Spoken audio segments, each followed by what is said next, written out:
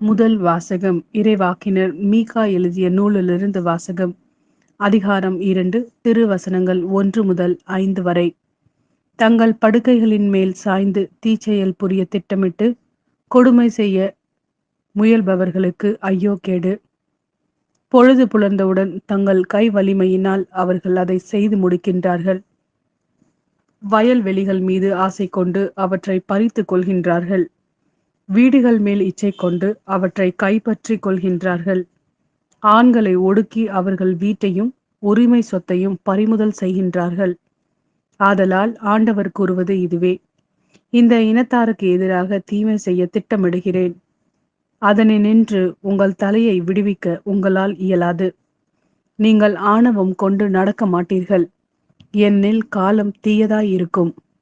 அந்நாளில் மக்கள் உங்களை பற்றி இரங்கற்பா இயற்றி, அந்தோ நாங்கள் அழிந்து ஒளிந்தோமே, ஆண்டவருடைய மக்களின் உரிமை சொத்து கைமாறிவிட்டதே, நம்முடைய நிலங்களை பிடுங்கி கொள்ளைக்காரர்களுக்கு பகிர்ந்தளிக்கின்றாரே என்று ஒப்பாரி வைத்து புலம்புவார்கள். ஆதலால் நூல் பிடித்து பாகம் பிரித்து உங்களுக்கு தருபவன் எவனும் ஆண்டவரின் சபையில் இரான். இது ஆண்டவரின் அருள்வாக்கு. இறைவா, உமக்கு நன்றி. மத்தேயு எழுதிய நற்செய்தி. அதிகாரம் 12, திருவசனங்கள் 14 முதல் 21 வரை. பரிசேயரோ வெளியேறி இயேசுவை எப்படி ஒழிக்கலாம் என அவருக்கு எதிராக சூழ்ச்சி செய்தனர். இயேசு அதை அறிந்து அங்கிருந்து புறப்பட்டு சென்றார்.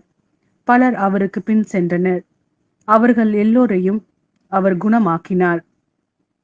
தம்மை குறித்து வெளிப்படையாக பேச வேண்டாம் என அவர்களிடம் அவர் கண்டிப்பாக சொன்னார்.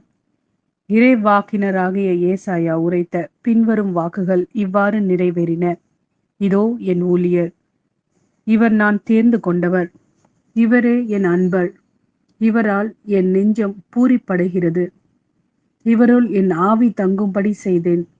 இவர் மக்கள் இனங்களுக்கு நீதியை அறிவிப்பார். இவர் சண்டை சச்சரவு செய்ய மாட்டார், கூக்குரலிட மாட்டார், தம் குரலை தெருவில் எழுப்ப மாட்டார்.